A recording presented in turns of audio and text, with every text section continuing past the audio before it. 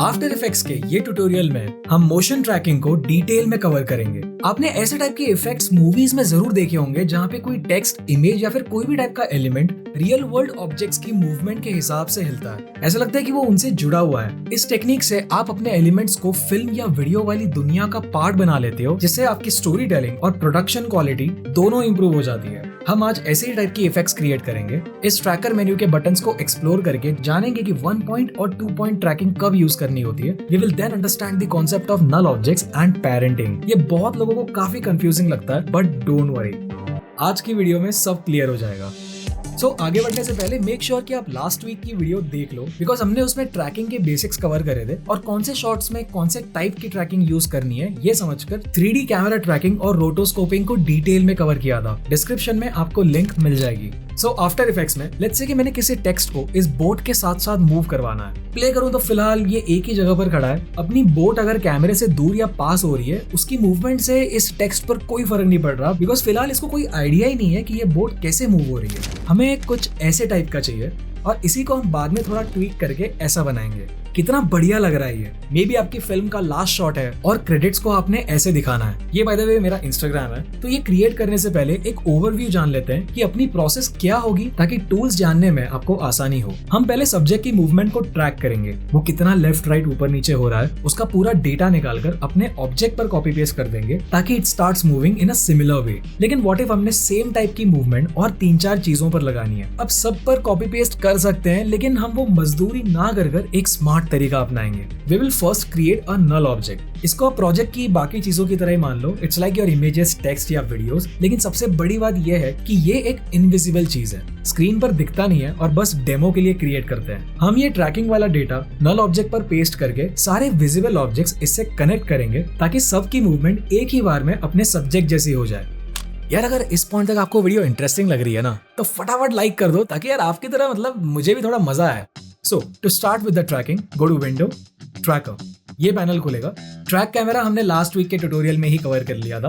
Warp stabiliser आपको पता ही होगा। स्टेबलाइज मोशन हम नेक्स्ट वीक की वीडियो में कवर करेंगे। यस, हम वॉर्प स्टेबलाइजर ना यूज करके आफ्टर इफेक्ट्स में मोशन ट्रैकिंग यूज करके वीडियोस में से शेक्स को हटा सकते हैं। सो मेक श्योर कि आप सब्सक्राइब करके घंटी बजा दो, बिकॉज चैनल पर आने वाले हफ्ते will be about after effects. Now I will select my video layer and playhead को फर्स्ट फ्रेम पर ले जाऊंगा and then I will click on track motion, which will give us this point on the screen। You'll see कि हम अपने आप एक layer mode में आ गए हैं। If we go back to the main composition, वो पॉइंट हट जाएगा।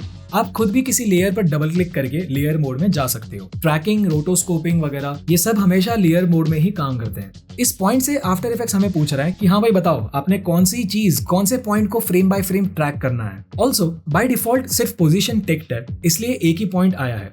अगर मैं रोटेशन और स्केल को सिलेक्ट करूं तो 2 आ जाएंगे, बिकॉज कोई चीज कितनी रोटेट या कितनी बड़ी छोटी हो रही है वो हमेशा 2 पॉइंट से ही पता चलता है। लेकिन फिलहाल हमारी बोट ना रोटेट हो रही है और ना ही अपना कैमरा कुछ जूम वगैरह हो रहा है, जिसकी वजह से उसकी साइज में कोई बहुत ज्यादा फर्क नहीं आ रहा। तो अभी के लिए मैं इनको डिसेबल कर दूंगा। This is called 1 point tracking. अगर आपका सब्जेक्ट लेफ्ट राइट या ऊपर नीचे जा रहा है, यानी कि XY डायरेक्शंस में जा रहा है, तो ट्रैकिंग के लिए एक ही पॉइंट काफी होता है। अब मैं कर्सर को इसके अंदर ले जाऊंगा ताकि वो इसमें चेंज हो जाए and I will click and drag to move it. अब मैं क्या इसे पूरी बोर्ड पर कहीं भी रख सकता हूँ? नहीं भाई, ये मत करना। आफ्टर इफेक्ट्स की ऑटोमेटिक ट्रैकिंग कितनी अच्छी निकल कर आएगी वो डिपेंड करता है कि आपका पॉइंट सिलेक्शन कितना अच्छा है। How to select a tracking point? ऐसा पॉइंट सिलेक्ट करो जो पूरी वीडियो के दौरान फ्रेम के अंदर रहे और फोकस लूज ना करे। ऐसा नहीं होना चाहिए कि आपने जो पॉइंट ट्रैक करने बोला वो अपने मजे में अंदर बाहर हो रहा है या फिर आउट ऑफ फोकस जा रहा है। द सेकंड थिंग इज, आपने पॉइंट को किसी हाई कॉन्ट्रास्ट रीजन में रखना है। जैसे यहाँ बीच में ब्राइट एरिया है और उसके आजू बाजू वाले डार्क है, तो फिर आफ्टर इफेक्ट्स इस पॉइंट को हर फ्रेम में आसानी से ढूंढकर एकदम परफेक्टली ट्रैक कर पाएगा। वहीं अगर मैं इसको बोट की छत पर रख दूं जहां पूरे एरिया की ब्राइटनेस ऑलमोस्ट एक जैसी है, यानी कोई कॉन्ट्रास्ट नहीं है, तो फिर देखो कैसे दिक्कत आ रही है इसको ढूंढने में, कैसे ये इधर उधर जा रहा है। अब ये दोनों स्क्वायर्स का क्या मतलब है? अंदर वाले स्क्वायर से हम इसको बोलते हैं कि भाई हमने वीडियो का ये पार्ट ट्रैक करना है इस छोटे पॉइंट के जरिए। बाहर वाले स्क्वायर से हम सॉफ्टवेयर को आइडिया देते हैं कि पूरी वीडियो के दौरान ये पार्ट तुझे कहाँ मिलेगा। हम उसको बोलते हैं कि हर फ्रेम में ये पार्ट सिर्फ इतने एरिया में ही कहीं पर होगा, तो सिर्फ इसी में ढूंढकर बाकी पूरी फ्रेम को इग्नोर कर देना। आपका सब्जेक्ट कितना इधर उधर जा रहा है, उसमें कितनी मूवमेंट हो रही है, उस हिसाब से इसकी साइज को कम ज्यादा करना पड़ता है। बिकॉज मान लो ज्यादा मूवमेंट हो रही है और आपने स्क्वायर को छोटा रखा है एंड मे बी कुछ फ्रेम्स में अपना पार्ट इस एरिया से बाहर निकल जाता है, तो फिर उन फ्रेम्स के लिए ट्रैकिंग बिगड़ जाएगी। तो अगर जरूरत है तो इसको बड़ा कर देना। कीप इन माइंड कि जितना बड़ा स्क्वायर ट्रैकिंग में उतना ज्यादा टाइम लगेगा, बिकॉज सॉफ्टवेयर फिर कंपैरेटिवली एक बड़े एरिया में ढूंढेगा, बट उससे फिर परफेक्ट ट्रैकिंग के चांसेस भी बढ़ जाते हैं। सो अब हमें पता लग गया है कि कौन सी चीज कैसे काम करती है। तो ट्रैकिंग शुरू करने से पहले let me quickly introduce the sponsor of today's video, HitPaw video converter. Hitpaw is a company that is specialized in AI and its mission is to provide effective tools for everyone. आपको पता होगा कि Premiere Pro में हम MKV format की video files import नहीं कर सकते because that is unsupported. लेकिन Hitpaw वीडियो कन्वर्टर से आप इजीली उनको MP4 या फिर MOV या फिर कोई भी सपोर्टेड फॉर्मेट में कन्वर्ट कर सकते हो। रेजोल्यूशन के लिए you can select same as source, यानी आपकी वीडियो अगर 4K या 8K में है तो सेम रेजोल्यूशन में ही बाहर आएगी, या फिर you can select some other option from this list. It easily solves the problem and the best part is ये पूरा कन्वर्जन लॉसलेस होता है, जिसकी वजह से you won't see a drop in quality. आप ऑडियो फॉर्मेट्स को भी एक से दूसरे में कन्वर्ट कर सकते हो। बैच प्रोसेसिंग के थ्रू आप एक से ज्यादा वीडियोस को सेम या फिर अलग अलग फॉर्मेट्स में कन्वर्ट कर सकते हो। नाउ लेट्स से कि आपके एडिटिंग सॉफ्टवेयर वाली एक्सपोर्टेड वीडियो की साइज काफी बड़ी है, तो अगर आप ऐसे कैसे ही सोशल मीडिया प्लेटफॉर्म्स पर डालोगे तो वो काफी गंदे तरीके से इसको कंप्रेस करते हैं एंड उसी वजह से क्वालिटी में बहुत ज्यादा ड्रॉप आ जाता है। तो पोस्ट करने से पहले आप खुद इस सॉफ्टवेयर में वीडियोस को कंप्रेस कर सकते हो। अपनी ओरिजिनल 4.9 GB की है। यहाँ से you can select the output file size and उसका एस्टिमेशन आपको यहाँ पर दिखेगा। अगर और भी ज्यादा कंट्रोल चाहिए तो you can click on this settings icon. अगर हम ये सब खुद से करके सोशल मीडिया पर अपलोड करते हैं तो फिर इंस्टाग्राम और यूट्यूब हमारी वीडियोस को उतना हेवीली कंप्रेस नहीं करते, जिसकी वजह से क्वालिटी डिग्रेड नहीं होती। इस सॉफ्टवेयर में और भी बढ़िया फीचर्स है, जैसे यहाँ पर आप बेसिक एडिटिंग कर सकते हो एंड देन इधर आपको और भी नेक्स्ट लेवल के टूल्स मिलेंगे, not just for videos but for images and audio files as well. जैसे वोकल रिमूवर AI की मदद से किसी भी गाने में से वोकल्स और म्यूजिक को अलग अलग कर सकता है। बैकग्राउंड रिमूवर AI को यूज करके इमेजेस में से सिर्फ सब्जेक्ट को रखकर बैकग्राउंड हटा देता है। You can then export it as PNG या फिर इसी में एक सॉलिड कलर या फिर एक कस्टम बैकग्राउंड लगा सकते हो। सो ये सॉफ्टवेयर बहुत ज्यादा यूजफुल है because of its multiple functionalities. इसके और भी फीचर्स आपने एक्सप्लोर करने हैं तो you can download it from the links in the description. कोई भी टाइप के एक्सपोर्ट्स के लिए आपको लाइसेंस परचेज करना पड़ेगा। Now let's get back to our video. So इन स्क्वायर्स को एडजस्ट करने के बाद यहाँ डिसाइड कर सकते हो कि फॉरवर्ड ट्रैकिंग करनी है या बैकवर्ड। हम फर्स्ट फ्रेम से आगे बढ़ रहे हैं तो ऑफ कोर्स फॉरवर्ड ट्रैकिंग करेंगे। इस बटन से फ्रेम बाय फ्रेम कर सकते हो या फिर ये वाले से एक ही बार में हो जाएगा। It actually depends on the scenario. कभी कभी फ्रेम बाय फ्रेम भी जाना पड़ता है। वीडियो लेयर को एक्सपैंड करके ट्रैकिंग वाले सेक्शन में you'll see कि वो पॉइंट की मूवमेंट के हिसाब से की फ्रेम्स क्रिएट हो गई है। अब ये डेटा हमने एक नल ऑब्जेक्ट पर डालना है, तो I will close this and right click new null object. इसको अच्छे से रीनेम करके I will select the video layer. Tracker menu में आकर क्लिक ऑन एडिट टारगेट। हम यहाँ बेसिकली इसको बोलते हैं कि इस ट्रैकिंग वाले डेटा को नल ऑब्जेक्ट पर लगा दो एंड फिर क्लिक ऑन अप्लाई।